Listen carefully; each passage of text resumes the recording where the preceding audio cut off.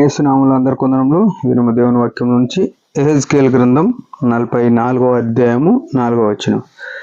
అతడు ఉత్తరపు గుమ్మము మార్గముగా మందిరం ఎదుటనున్న నన్ను తోడుకొని వచ్చెను. అంతలో యెహోవా తేజోమహిమతో యెహోవా మందిరము నిండి ఉండుట చూచి నేను సాగిలపడగా. ప్రియమైన వాళ్ళరా, యేసుక్రీస్తు రక్తంతో కడగబడిన మనము యేసుక్రీస్తు ప్రభు శిలువ ద్వారా ఆయన చేసిన గొప్ప కార్యమును ఎరిగి విని దాన్ని విశ్వసించి జీవిస్తున్న మనము, దేవుని సంఘంలో ఉన్న మనము, ఇలాంటి దృశ్యం మనం ఎప్పుడు చూసి ఉండం. ఎంత ఆశ్చర్యకరం చూడు. అంటే ఏముంది, ఈ దినాల్లో ఎన్నో పవర్ ద్వారా ఎన్నో లైట్లు వెలుగుతాయి, మందిరాల్లో ఎంతో వెలుగు కనబడుతుంది. కానీ ఇది దానికి భిన్నంగా ఉంది. ఇక్కడ భక్తుడు మాట్లాడే మాట, అతడు నన్ను తోడుకొని వచ్చినప్పుడు అని మాట్లాడుతున్నాడు. అతడు నన్ను తోడుకొని వచ్చినప్పుడు ఎక్కడ తోలుకొచ్చిండు? ఉత్తరపు దిక్కునున్న, అంటే సొలొమోను నిర్మించిన ఆ యెరూషలేములో దేవాలయంలోనికి ఉత్తర దిక్కు గుమ్మ మార్గమున నన్ను తోడుకొని వచ్చినాడు.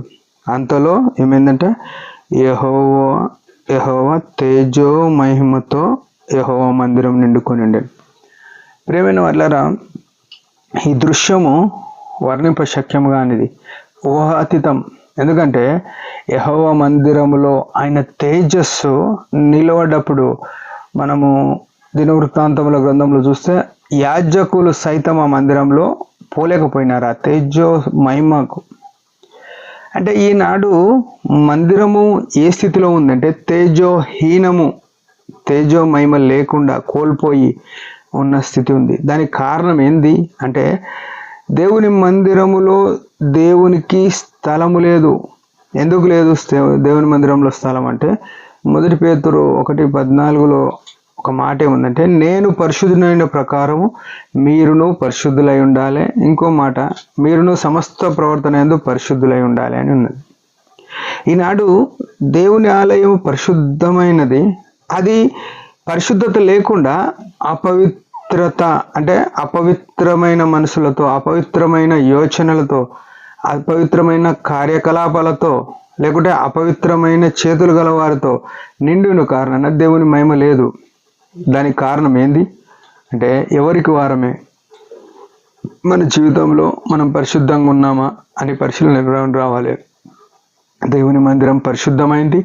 అందులోనికి వచ్చేది, అందులో నిలబడేది, అందులో నివసించేది పరిశుద్ధంగా ఉండాలి. అందుకే కీర్తనలు 15వ అధ్యాయం 1-2 వచనాల్లో, నీ గుడారమందు అతిథిగా ఉండదగిన వాడెవడు అని మాట్లాడితే, హృదయపూర్వకంగా నిజం పలుకువాడే, లేకుంటే యథార్థమైన ప్రవర్తన కలిగి సత్యం పలుకువాడే అని రాయబడ్డారు.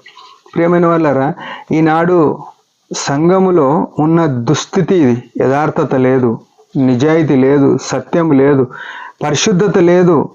దాని కారణాన అపవిత్రత ఉంటే ఆ దేవుడు వసించలేడు, ఆ దేవుని యొక్క తేజస్సు వసించలేదు. అందుకే ఈనాడు మందిరంలో ఇట్లాంటి తేజో మహిమ నిలబడలేకపోతుంది. అయితే ఆ తేజో మహిమను చూసి వారు సాగిల పడుతూ వచ్చినారు. ఈనాడు తేజోహీనంగా ఉన్న మన మందిరాల్లో మనం సాగిల పడుతున్నాము, ఆరాధన చేస్తున్నాము. కానీ ఇదంతా ఏమిటికైతే వేషధారణే అవుతుంది.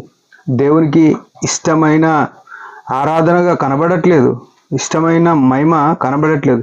అయితే మన జీవితాల్లో మనం చూసుకోవాల్సిన విషయం ఏంటంటే, ఆయనకు మహిమ వచ్చినట్లుగా, లేకుంటే ఆయనకు తేజస్సు వచ్చినట్టుగా, ఆయన మహిమ ఉండినట్లుగా మనము పరిశుద్ధంగా, ఆయన వసించినట్లుగా మన జీవితం పరిశుద్ధంగా ఉండాలని దేవుని యొక్క కోరిక. అట్లా రీతిగా ఉన్నామా, లేమా? లేకపోతే